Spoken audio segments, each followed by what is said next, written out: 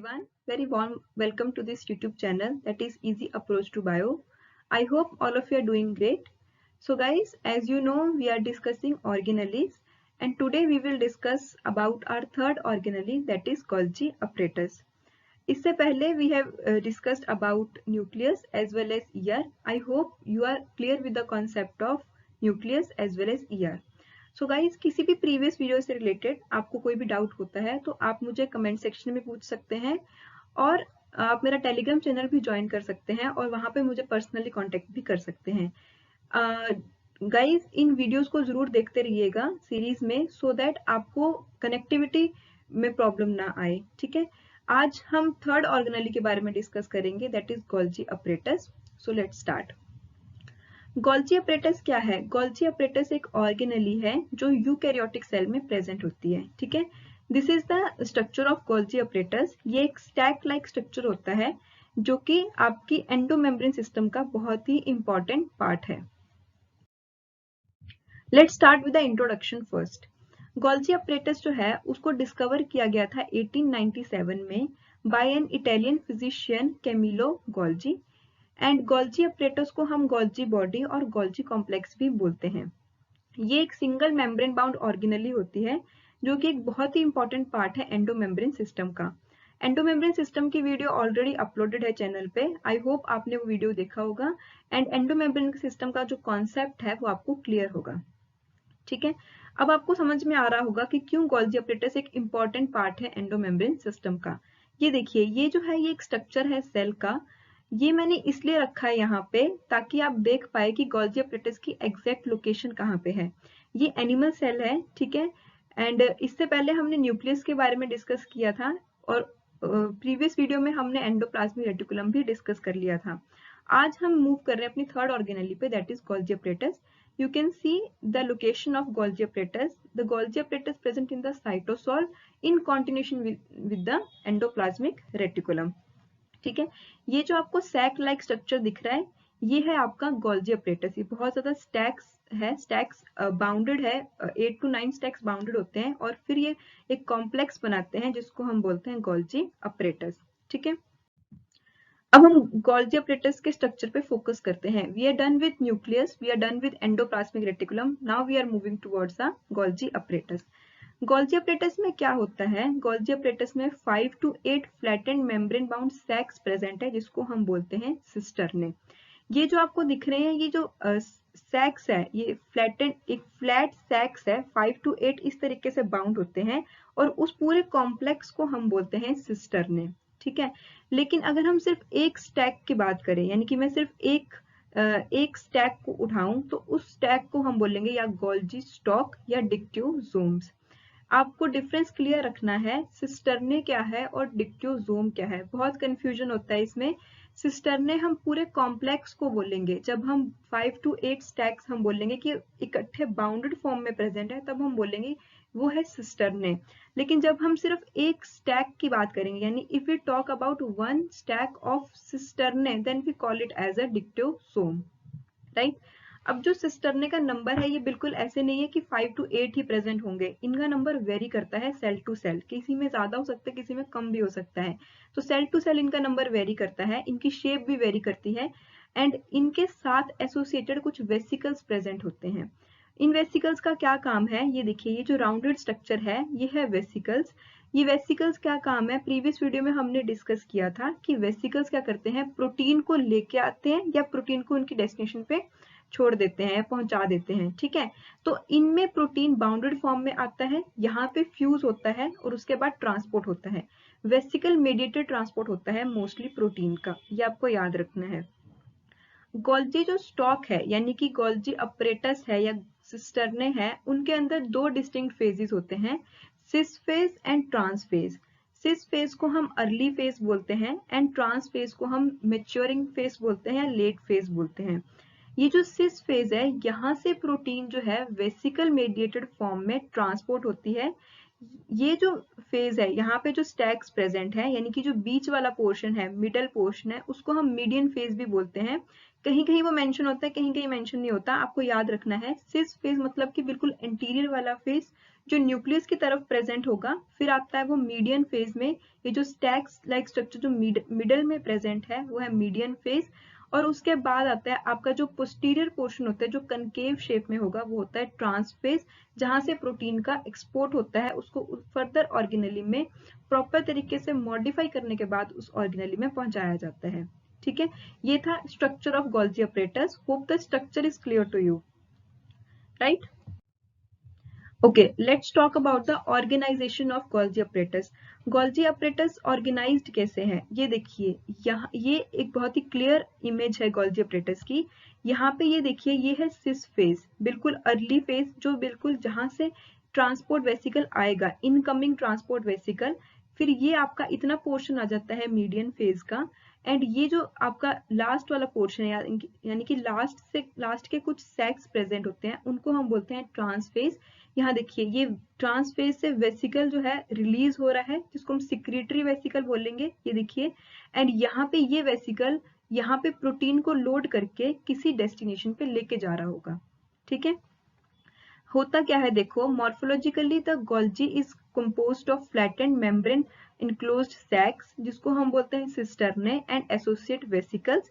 Protein from ER enter at it cis phase, cis phase में enter करती है protein, जो कि कॉन्वेक्स है, जो ओरिएंट होता है न्यूक्लियस की तरफ।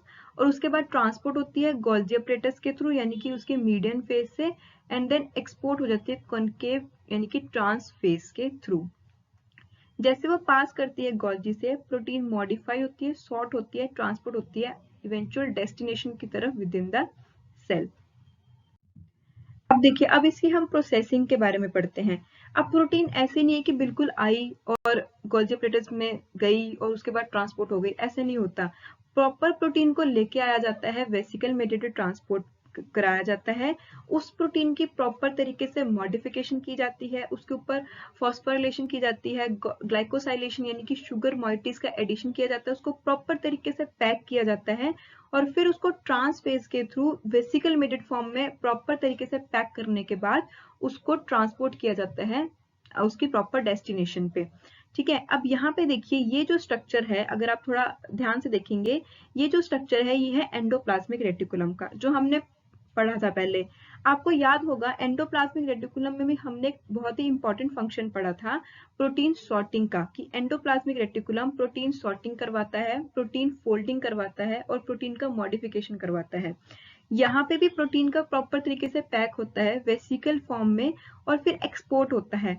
उसके बाद वो थोड़ी देर के लिए साइटोसोल में एक स्पेस है, जिसको हम बोलते हैं एंडोप्लाज्मिक रेटिकुलम गोल्जी इंटरमीडिएट, यानी कि यहाँ पे एंडोप्लाज्मिक रेटिकुलम कंप्लीट होती है और ये गोल्जी apparatus जस्ट स्टार्ट होने वाला होता है। तो वहां पे, क्योंकि ये एकदम ऐसे बाउंडेड प्रेजेंट नहीं है, यहाँ पे थोड़ा स्पेस है, और उसके बाद उस स्पेस को हम बोलते हैं इंटरमेम्ब्रेन स्पेस, यानी कि Golgi endoplasmic reticulum Golgi intermembranic space present है, वहां पे पहले वेसिकल रिलीज होता है। ठीक है, फिर उसके बाद वो गोल्जी apparatus के ये जो है, ये सिस फेज है, यहाँ सिस फेज के साथ वो फ्यूज होता है और सिस फेज के अंदर एंटर कर जाता है। यहाँ पे भी कुछ मॉडिफिकेशन होती है सिस फेज में। सिस फेज में मॉडिफाई होने के बाद वो वेसिकल फॉर्म में मूव करता है मीडियन फेज में। मीडियन फेज में भी यहाँ पे मॉडिफिकेशन होगा, मॉडिफिकेशन जैसे कि हो सकता है वहां पे शुगर मॉइटीज का ऐड होना हो, फॉस्फेट ग्रुप का ऐड होना हो, यानी कि प्रोटीन को अच्छे तरीके से मॉडिफाई किया जाता है, और उसके बाद फिर वो एंटर कर जाता है ट्रांसफेज में, वेसिकल मेडिएटेड फॉर्म में ही। ट्रांसफेज में एंटर करने के बाद यहाँ से पिंच ऑफ होता है, पिंच ऑफ होने के बाद एज अ सिक्रीटरी वेसिकल वो रिमूव हो जाता है वहां से, और फिर अपने डेस्टिनेशन पे उसको पहुंचाया जा सकता है। अब यहाँ से ये जो मॉडिफाइड प्रोटीन है, या लिपिड है, या पॉलीसेक्राइड है, इसको मूव किया जाता है ट्रांस नेटवर्क के थ्रू, जहां से वो मूव कर सकता है या तो लाइसोसोम में, या प्लाज्मा मेम्ब्रेन में, या सेल के एक्सटीरियर मूव करेगा, डिपेंडिंग कि जो प्रोटीन है उसकी डेस्टिनेशन क्या है। ठीक है, यहाँ पे भी प्रॉपर तरीके से उसको मूव किया जाता है, एकदम से प्रोटीन ऐसे इंपोर्ट एक्सपोर्ट नहीं हो जाती। ठीक है, तो ये थी प्रोसेसिंग। आप, आई होप जो प्रोसेसिंग है वो क्लियर हो गया कि प्रोटीन एग्जैक्टली मूव कैसे करता है। ठीक है, let's move towards the function of Golgi apparatus. अब आपको ये तो पता चल गया होगा कि क्यों गोल्जी अपरेटस इंपॉर्टेंट है। बिना पढ़े हम देखते हैं कि सबसे पहले वो क्या करता है, प्रोटीन की शॉर्टिंग करवाता है। प्रोटीन शॉर्टिंग से क्या मतलब है आपका, प्रोटीन की ट्रांसपोर्ट करवाएगा और प्रोटीन को पैक करेगा और उस प्रोटीन का सिक्रीशन करवाएगा। ठीक है, देखिए it's primary function is protein packaging and secretion. It gets protein from endoplasmic reticulum, endoplasmic reticulum से प्रोटीन को लेता है, इनकैप्सुलेट करता है in the membrane bound vesicle की फॉर्म में और ट्रांसपोर्ट करता है वेरियस लोकेशन पे, जैसे कि लाइसोसोम, प्लाज्मा मेम्ब्रेन, कोई भी लोकेशन हो सकती है सेल के बाहर उसको रिलीज करना हो। लिपिड ट्रांसपोर्ट में भी ये हेल्प करता है। फॉस्फोराइलेशन, ग्लाइकोसाइलेशन और अदर पोस्ट ट्रांसलेशनल मॉडिफिकेशन, ये जितनी भी मॉडिफिकेशन होती है, फॉस्फोराइलेशन होना, फॉस्फोराइलेशन से मतलब है फॉस्फेट ग्रुप का एडिशन होना प्रोटीन पे, ग्लाइकोसाइलेशन का मतलब है शुगर मॉइटीज को ऐड करना प्रोटीन पे, या और बहुत तरीके की जो मॉडिफिकेशन होती है उनको हम बोलते हैं post translational modification. Post translational क्यों, क्योंकि प्रोटीन बनने के बाद मॉडिफिकेशन हो रही है, इस वजह से हम बोलते हैं post translational modification.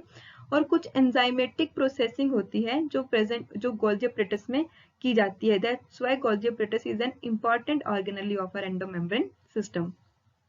Golgi apparatus एक इंपॉर्टेंट साइट है जहां पे glycolipids, sphingomyelin and other protein को सिंथेसाइज किया जाता है।